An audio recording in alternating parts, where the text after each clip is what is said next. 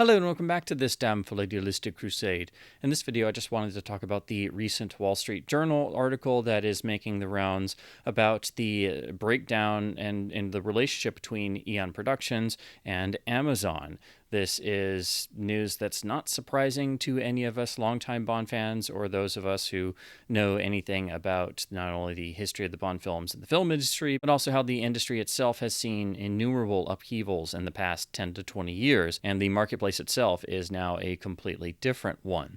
So to hear news of a sort of breakdown in relationship or having the two entities at loggerheads is not surprising, but for it to come from the Wall Street Journal, getting supposedly a number of different individuals who are not named to give insight and various quotes about how bad the breakdown and relationship is between the two partners is not only disconcerting, not only confirms a lot of our worst suspicions and fears, but it's not a good look, especially since we have no news of any new Bond film even being in just the earliest stages of development. And of course, the last film, No Time to Die, was made actually a number of years ago and then delayed its release due to the pandemic. And then the release itself was a number of years ago. And let's just say that film didn't do the series any favors because I don't know about you, when you kill off your lead character for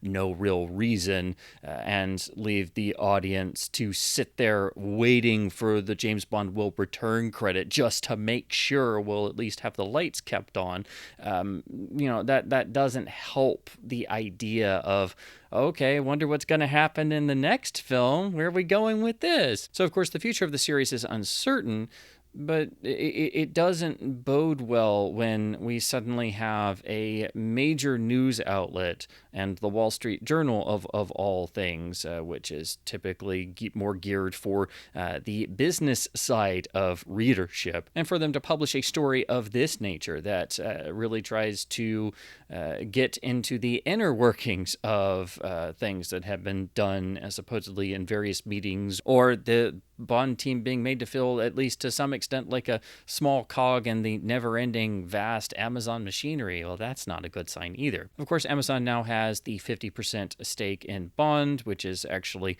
going back to Harry Saltzman selling his shares to United Artists in 1975 after the breakup of his partnership with co-producer Cubby Broccoli. Of course, United Artists was swallowed up and obliterated in the never-ending financial saga of MGM, and so it became MGM UA in the 1980s, and then the United Artists name was basically done away with, and their industry-leading distribution system was destroyed and sold off piece by piece, which was another gigantic mistake. So MGM basically was able to then get the Bond films for the 1980s, starting with Octopussy, because they had basically gobbled up United Artists. And then MGM has been bought and sold innumerable times in the years since, until finally being bought out by Amazon in the past few years. What this means for Bond is there's always a sort of weight tied around the neck of the series in that they are not able to move forward freely as others might be who were independent productions, because they are tied to a particular entity who owns half of everything but doesn't have full creative control or say so. It is a partnership between Eon and MGM, or whoever owns MGM, which is now Amazon. And if you look at the history of how the films have been produced since United Artists got subsumed into MGM, there is a sort of pattern that emerges that I think we're still seeing, and we've seen with all the various iterations of MGM that have existed since about 1982-83, when this stuff really took off. And that's a sort of sense of Eon kind of, in a way, almost strong-arming the partner studio, or trying to hold them at bay to a degree. So where Eon is still the entity making the creative decisions and producing the film and then giving the partner finished product. I think that's the sort of goal they have. The problem is, of course, a studio or producing entity who's the partner is not necessarily going to like that, and is going to have all kinds of inputs and ideas and things they want to do, or ideas they have that they want to then try try and put Bond into to then sell it to the current marketplace. And so there does have to be some degree of back and forth between the two entities. But ever since United Artists was sucked up into MGM, there's been a sense of at least some degree of Eon trying to hold that off. Now, if you read into the history of all of this, in the 1980s, there was a reason for this. And that was MGM UA was in various financial straits and had a sort of revolving door of CEOs and chairmen. And there was a lot of studio politics that continued to go on as this never-ending saga of MGM financial turmoil and problems kept going and going and going, and then the company would be bought and sold and chopped up and twisted around innumerable different ways. And so they were basically having to rely on their sort of cash cows of series franchise films, most of all the Bond films, but also the Rocky sequels and a few others, as what was basically keeping them financially afloat. But in order to try and keep various aspects of meddling out of the Bond films, Cubby Broccoli, who was sole producer at the time, essentially found himself having to try and distance the Bond films from the ongoing MGM studio politics. And in doing so, it didn't really endear the Bond films to the various different studio brass. And so there became a sort of stalemate between the two parties of, well, you're not going to mess around with the Bond films. We'll just produce them the way we always have. And the MGM brass didn't necessarily like that. So there seemed to be a sort of stalemate between, we'll just produce them the way we've always done and do it and give you a finished product. And then MGM sort of fought back with, well, we're not going to give you any major budget increases. And so that's why the films of the 1980s had a relatively similar budget throughout the entire decade. So in spite of rising production costs, there's a reason why, if you look at the films, Octopussy, A View to a Kill, The Living Daylights, and License to Kill, they all have a similar budget, whereas other films of the same type had significantly larger budgets. There's a reason why License to Kill wound up moving the entire production to Mexico to save money and make the dollar go further, is because their budget was essentially capped. And then if you even look at the marketing campaigns, MGM was not really doing them any favors in terms of the films towards the end of the decade, which also played into them not doing as well at the box office, which is doubly ironic since MGM UA and then eventually just MGM was having to count on the Bond films to help keep them financially afloat. So in some ways they kind of sabotaged their major cash cow, which is just backwards logic, but that seems to be what they did and what happened. Eventually, we got to the 6-year gap, which kept Bond off of the cinematic screen and out of the public eye, and led to essentially the fan base dwindling to the core fans. And I myself grew up in this period where Bond was just not really anywhere to be found outside of the random unofficial reference book, and the James Bond Jr. spin-off cartoon had not gone over very well, so that had kind of come and gone. And the only thing really keeping the Bond flame alive were the video releases and unofficial materials, and then when some of the continuation novels were coming out. But those were very rarely discussed and usually only looked at by a very small subset group of the overall James Bond fandom. But it was definitely an odd time to become a Bond fan, because you very much felt alone. And this, of course, was also the pre-internet age, where you didn't have the ability to reach other fans of a niche subject in all corners of the world, basically at your fingertips. When Barbara Broccoli and Michael G. Wilson were able to successfully relaunch the series and start what we now term the Pierce Brosnan era of films, it was, of course, with the newest iteration of MGM, with an entire new group of people. But the same sort of paradigm emerged of, you have two partners, essentially. You have Eon and you have MGM itself, and MGM wants to have some input and has to know how they sell the films to the current audience of the 90s and 2000s at the time. And thankfully, we have some various interviews with some of the people who were at MGM at the time. And I think they're very insightful for showing how Eon very much has a desire to keep their stamp on the films and not let in a lot of outside interference. But at times, I think in an industry sense, especially when you're looking at boardroom meetings and things, I think at times it can be seen as perhaps maybe a bit standoffish. And this is something that we've seen continually, and now I think it's at its absolute peak with Amazon. So if you're curious to know more about some of the inner workings, I highly suggest looking at some of the interviews with various MGM personnel, most definitely Jeff Kleeman most of all, and I'll leave some links to some various podcasts and other interviews you can read, or definitely check out the unofficial Nobody Does It Better oral history of Bond, which has a lot of this stuff in detail and is directly quoted, and it's also done in a sort of chronological manner, so you can see how the relationship between Eon and, of course, MGM developed over the Brosnan era, and how there were some breakdowns and how it sort of ebbed and flowed. And then, of course, that transitioned over into each film of the Craig era, basically being a sort of reworked new deal and having new distribution partners come in, whether it was Sony or somebody else. Each film then became a bigger, more sprawling production because you also had all these other entities involved, and MGM was continuing to be moved around and bought and resold, and different entities came in, so there were more people with more things to say, and you had too many chefs in the kitchen. So in a way, the mentality of Eon and the sort of precedent I think Cubby Broccoli had set of trying to keep whoever the other partner was with Saltzman's 50% stake, trying to keep them at an arm's length, at least to a degree. In a way, it's smart, and it means you do at least maintain a sense of having the final say and not letting others come in and sort of upend the apple cart or put the cart before the horse, or do anything that's too crazy. Although since they did just kill the character off, I don't know exactly how they thought that was a good idea. Again, not to harp on about that, but that doesn't bode well. But now you have to look at the fact that Eon is essentially joined at the hip with Amazon, and Amazon is one of the world's biggest companies, and they're not MGM, who's been bought and resold and is constantly changing around and always in a state of flux. And I think that, being how MGM was, allowed Eon to have a bit more leeway, because they were usually dealing with different people all the time, and then the regimes would change and they'd be dealing with a whole new group of people. So they were always keeping their cards closer to their vest, which again makes sense in a way, but they're not going to be able to do that with Amazon. Amazon's not going to allow a company they're a partner with to simply do that.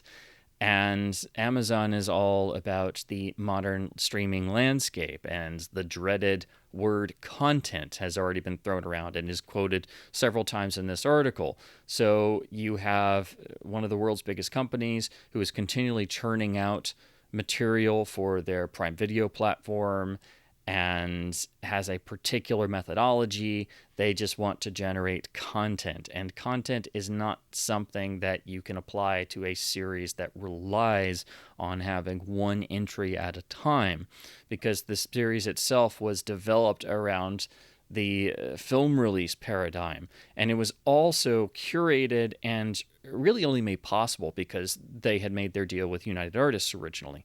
When Broccoli and Saltzman made their deal, they could have gotten a deal at any other major studio. They were actually turned down by practically every major studio, but due to Cubby Broccoli's connections, they almost, there was a possibility that they would have gotten a deal at Columbia, and that was the most likely studio outside of United Artists. Had that happened, we wouldn't have the Bond films as we know it, because no major studio would give producers a level of creative control like the Bond producers got. And the only reason they got that is because they made their deal eventually at United Artists. UA was the only studio that was willing to give them a chance, that had people at the top level who believed in James Bond, most of all David Picker, who is really the individual who basically laid the groundwork and got them the green light. If it wasn't for Picker's enthusiasm and already having love of the James Bond character from Fleming's novels,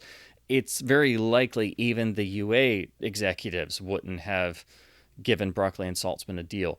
But UA was the company that let people come in and actually go and make their films. They would foot the bill. And yes, they would express things here and there, or if they had concerns or whatever, but that was where you went. And the story is, of course, famously that the deal was concluded on a handshake, and then Harry Saltzman starts panicking. We don't have anything in writing. And Cubby Broccoli says, well, this is United Artists. A handshake is the deal. A handshake is their word. You have their word, you have the deal. And then Saltzman insisted that they had to have something in writing, and Cubby had to go back and say, hey, I feel a little awkward here, but can we get something on paper? Because Harry's kind of panicking a little bit. So that meant that United Artists, for the most part, stayed out of the way. And that's the paradigm that allowed the Bond films to not only flourish and develop, but actually become what they are. Had they been made at a major studio that wasn't United Artists at the time in the 1960s, that wouldn't have been. They would have been more of a studio product. It wouldn't have had the same flavor. It wouldn't have had the same ability to grow and flourish. And that's the paradigm that you have to have for the James Bond films to work and exist. And that doesn't really exist in 2024 in the media landscape. And of course, there's much more competition, but it's a different world. And so, unfortunately, the various entities and companies that have been around in terms of MGM leadership, and now Amazon most of all, this is completely alien to them as a concept. And Bond is a unique thing that they now own, and it can't be treated in the way that they treat everything else in trying to generate content. Films are not content. They are individual works, and you have to promote them and release them and support them as such. You can't just throw them out there on your conveyor line to feed the audience's need for storytelling, essentially. So there has to be a meeting of the minds between the two parties. And unfortunately, it doesn't look like that's going to happen anytime soon. And with this article being from the Wall Street Journal, this is a major bad sign. Even if none of this is true, or the quotes that are used in this article are taken out of context, such as one, and the most infamous thing that's being talked about in this article is someone saying that Barbara Broccoli referred to the people at Amazon as a bunch of effing idiots. And then the people at Amazon trying to treat Bond as content and wanting to produce endless spin-offs and try to fit Bond into the current mold of how media is consumed, and basically trying to take a square peg and put it into a round hole. It doesn't work. But even if nothing in this article is the reality of the situation, the problem is this is coming from the Wall Street Journal, and this is already being reshared and talked about, and it's already gotten into not only the fan consciousness, but also public awareness, which public awareness of Bond has already been dwindling terribly due to there not being any film in even the earliest stages of development. Bond is certainly seen as an outdated character far more than he ever has been.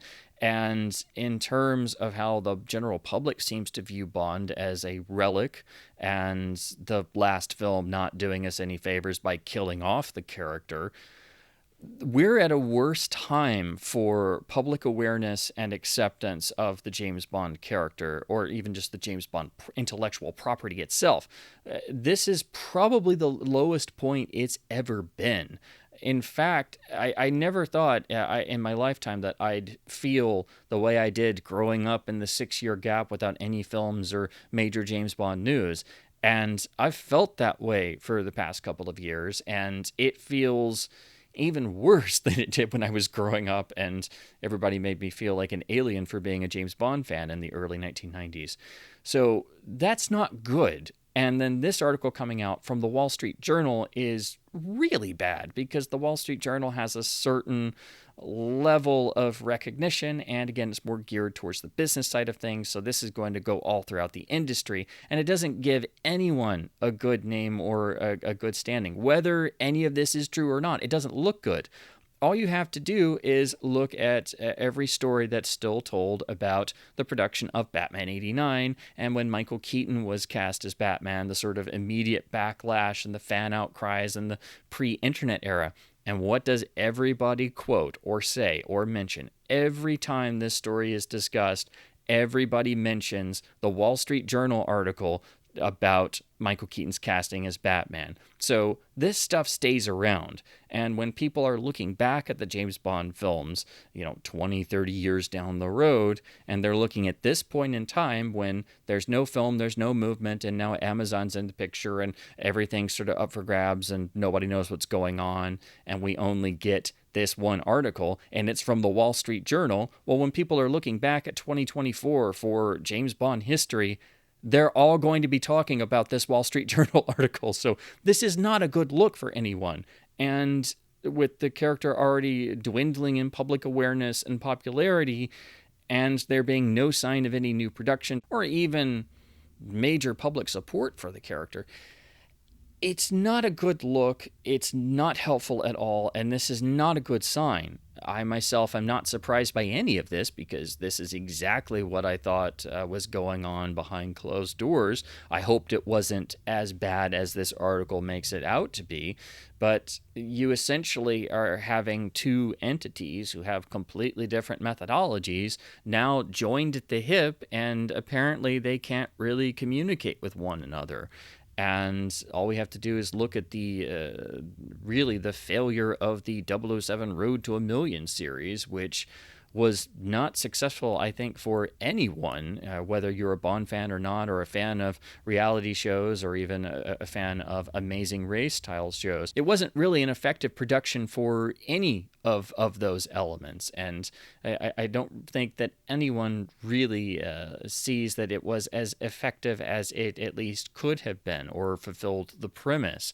And that's been the only sort of thing we've seen from anyone officially. And now to have all this stuff come out that apparently there's been a lot of behind the scenes drama and inability to communicate between the two parties, and this sort of forced stalemate between the two because Eon is not willing to do all of the, frankly, inane things that Amazon may be suggesting to try and modernize the character, or insisting the character isn't important, or doesn't matter anymore, or isn't heroic, and not understanding or believing in the character.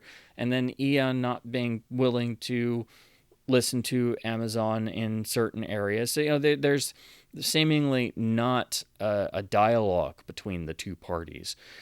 That's something that has to be worked out, but I assume there's going to be some damage control, because this coming from the Wall Street Journal and it already going across the internet and throughout the entire James Bond fan community is not a good look, and Eon is usually very careful in how they word official statements, and when and where they say things, or acknowledge when they're actually working on pre-production for a new film or anything. So I don't see this staying out there without there being some sort of statement from Eon or Amazon, and likely both. And whether it will be just trying to downplay things, or say, well, this isn't really what happened, everything's fine, or if they'll just try to maybe sidestep in and kind of ignore it and hope it kind of dies down. All that remains to be seen, but I assume there's going to be some sort of attempt at damage control. And on top of that, we still have to worry about how the original films have been stuck in limbo in terms of the 4K SDR masters that were done years ago, never seeing release outside of some various streaming platforms. And now Warner Brothers, who is handling the distribution for MGM titles in terms of home video releases, tentatively hinting that they will be releasing some form of the Sean Connery era of films on 4K UHD sometime around June of 2025.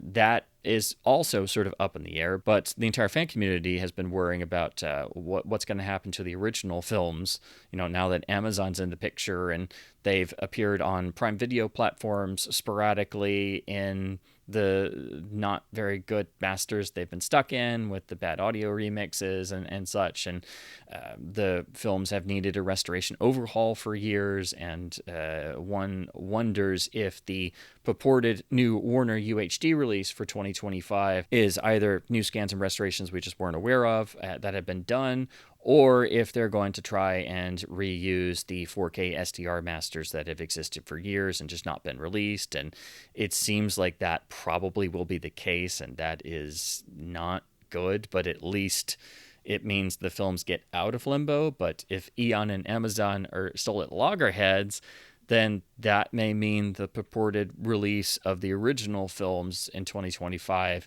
may once again be taken off the table. So even that is in doubt if we'll see any release of the original films because of this sort of tug of war that seems to be going on between the two partners. Ultimately, I just wanted to say something on this topic because it is the most important piece of James Bond news we've seen in a great while, and the series itself is not doing so hot in terms of public opinion and public awareness, especially in the most competitive media landscape we've ever seen. And having such a significant period of time where there's no movement, no development on anything, that doesn't bode well. And with the last film doing what it did, that doesn't set you up for a lot of fan goodwill or fan interest outside of, well, we hope the series keeps going at least.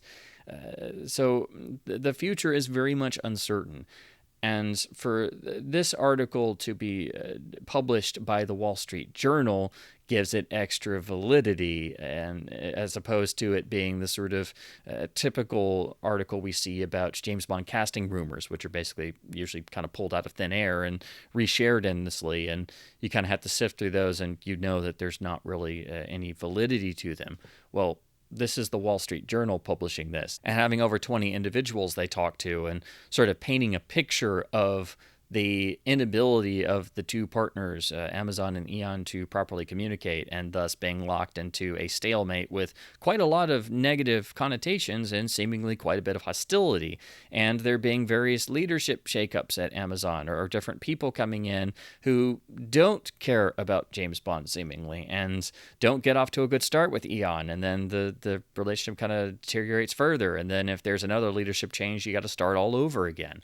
And this just continues the stalemate. It continues the gap with no James Bond material and makes it an even steeper hill to climb to bring James Bond back to public awareness and relaunch the series again, because that's what you'll have to do with not only an actor change, but an entire thematic change, because you have to look at the Craig era as essentially a single arc that did its own thing and stepped away from the legacy of the film series and basically acted like it was a particular alternate universe or multiverse comic arc that's like a sort of one-off. That's what the Craig era essentially did.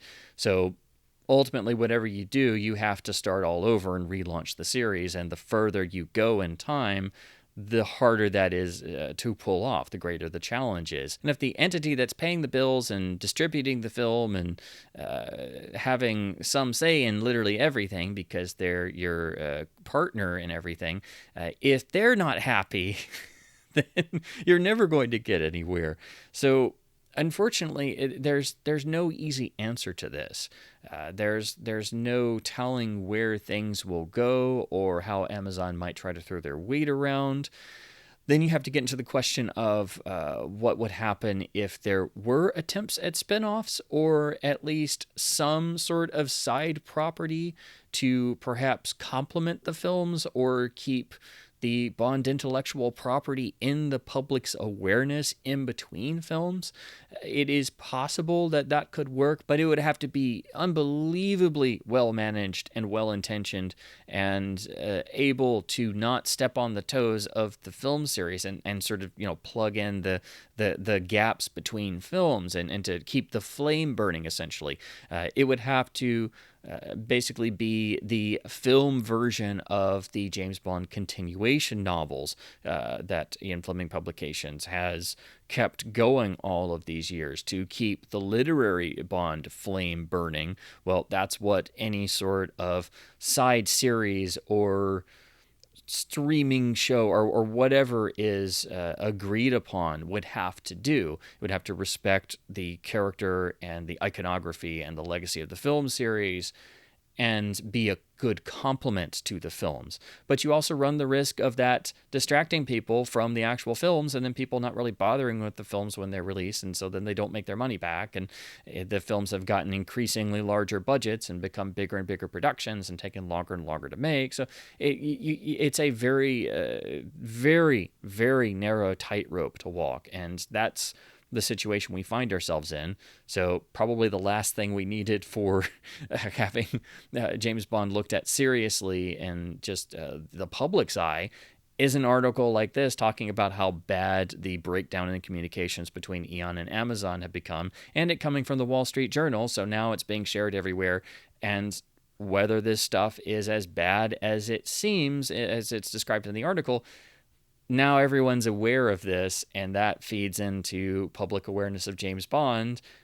And now it being under the Amazon umbrella, it's just another little cog in the giant machinery.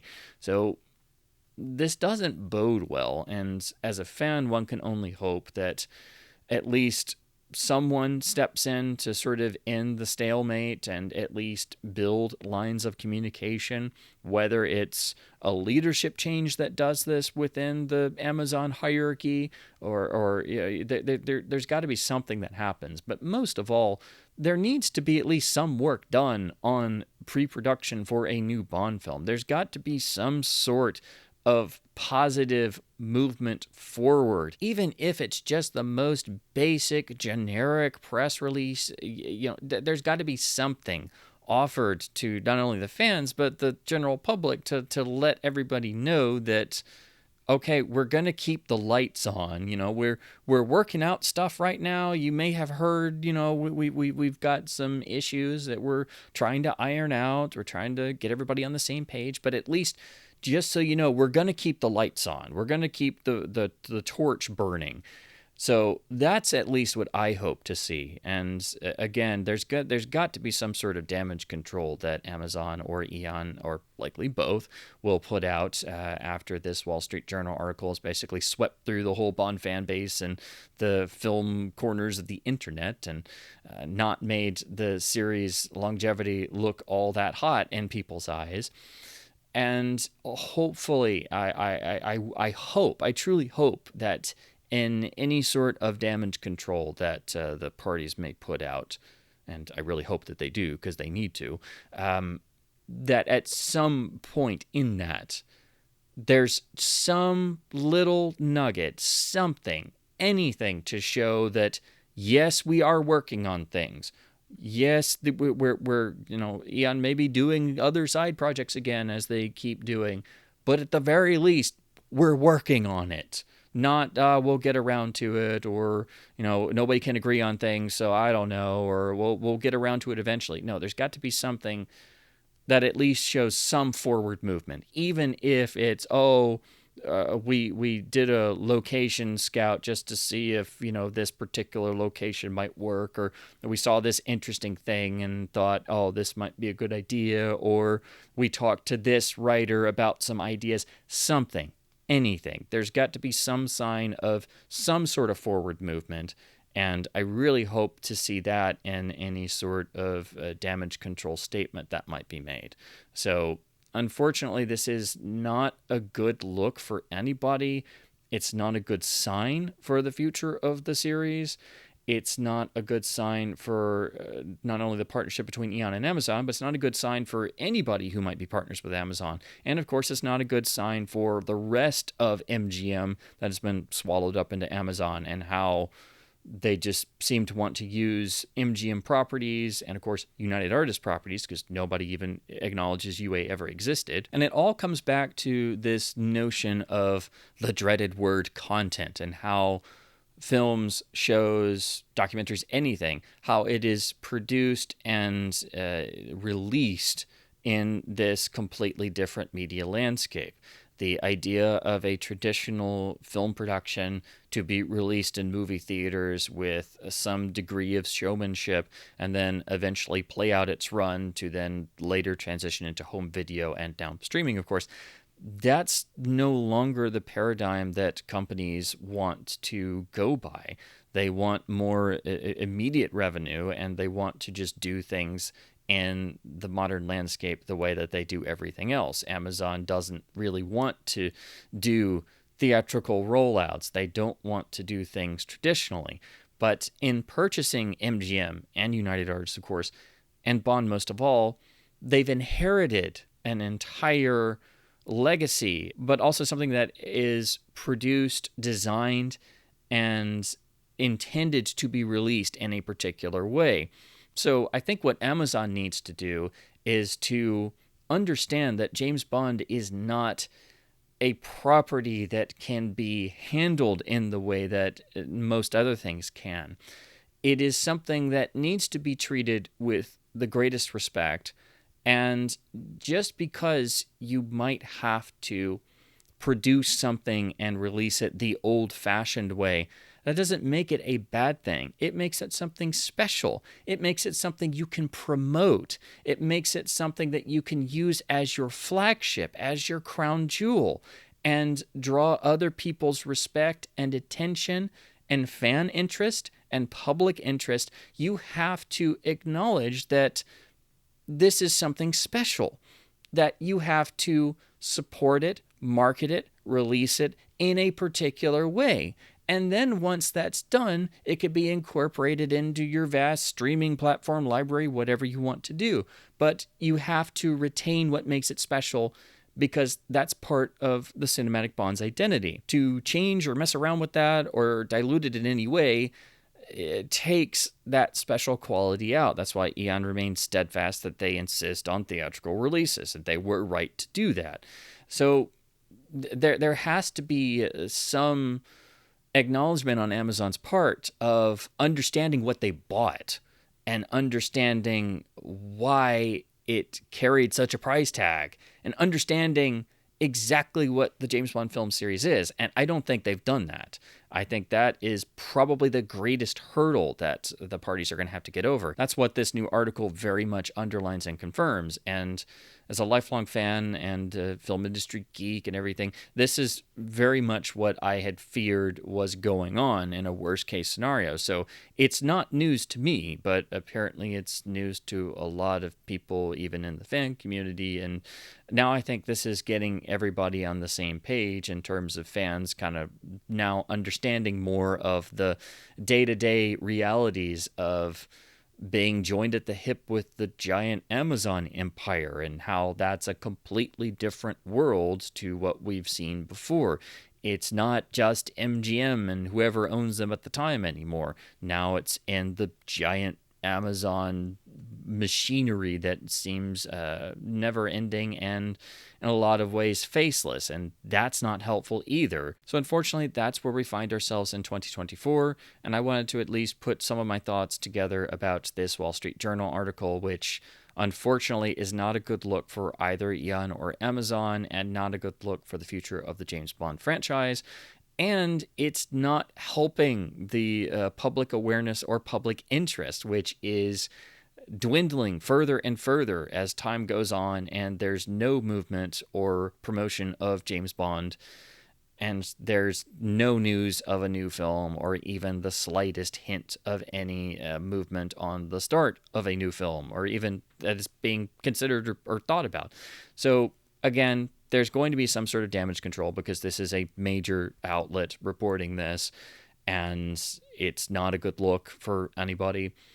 And I truly hope that somewhere in the damage control that happens, that there's some little nugget of information about some positive movement. So then that way, the various other news outlets and all of us fans, we can sort of seize on that and then use that to fuel the news cycle that will then be at least somewhat positive. That would be the one thing that both parties could agree on, to say that, okay, we've got to get this under control. We've got to, actually get the ball rolling, and let's at least tell everybody we've got the ball rolling somehow.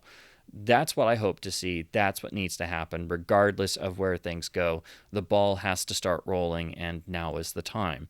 So in any case, there's tons of reactions to this news all over the internet, social media, other Bond YouTube channels. So I just wanted to put my own thoughts together and also link it back to how this is not a new thing. This goes all the way back to Harry Saltzman selling his shares to United Artists, UA getting swallowed up into the never-ending MGM financial woes and saga of spiraling doom, and how the sense of there being a division of some kind between the Eon producers and the studio is not something that originated with Barbara Broccoli and Michael G. Wilson, but actually really originates with MGM taking over UA and Cubby Broccoli having to basically hold them at arm's length throughout the 1980s and what sort of issues that caused. So again, this is not a new problem, and the sort of boardroom side of things, the business side of things, does take up a great percentage of the producer's time, so they are not able to focus 100% on the films, which is a real problem and something that the producers don't get really any credit for. All the crud that they have to deal with and the things they have to worry about and the very unique predicament they find themselves in. And that's something I think a lot of fans should be made more aware of, but it's rather difficult when usually this stuff is kept under wraps. So for the Wall Street Journal to publish something like this that also gets under those wraps, well, again, it's not a good look for anybody.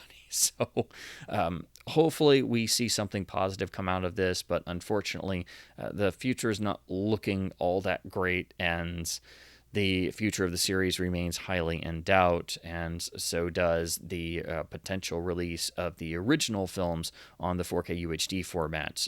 So a lot of things are up in the air, and that's not really news to us longtime Bond fans, but this article does really get into a lot of areas that I didn't expect to see a major news outlet get into, and the Wall Street Journal is read by millions every day. So, and again, in the future, when people look back at the James Bond history and they get to 2024, this is going to be what is in the books for James Bond history in 2024.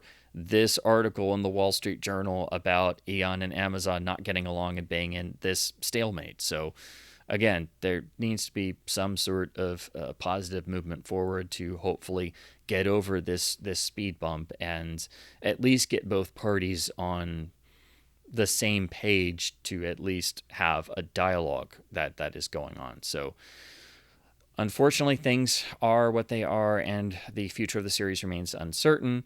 But in any case, I just wanted to put something together to talk about this article from the Wall Street Journal. As always, I would encourage Bond fans to dig into the reference materials to get a greater background about the history of the producers and the Eon Company and then the various studios involved. Most of all, to read about the interactions between Eon and producing partners, which again, you get a great deal of in the Nobody Does It Better book. And I would strongly encourage people to check out the Robert Sellers book on Cubby Broccoli and Harry Saltzman, When Harry Met Cubby, and also David Picker's memoir, Must Maybes and Nevers, which gives you the first-person perspective of what UA was like, why UA was the greatest film studio that ever existed, even though they never owned any studio space, what that meant for giving producers creative freedom, but also what it meant for the James Bond producers and the special relationship that UA had with Broccoli and Saltzman, and how that grew and developed over time, even when things would get renegotiated, and how David Picker was a fan from day one, and how that got the deal made, essentially. That is crucial and vital to understanding the film series, because this is part of the core of why the series exists, why it has to be done a particular way.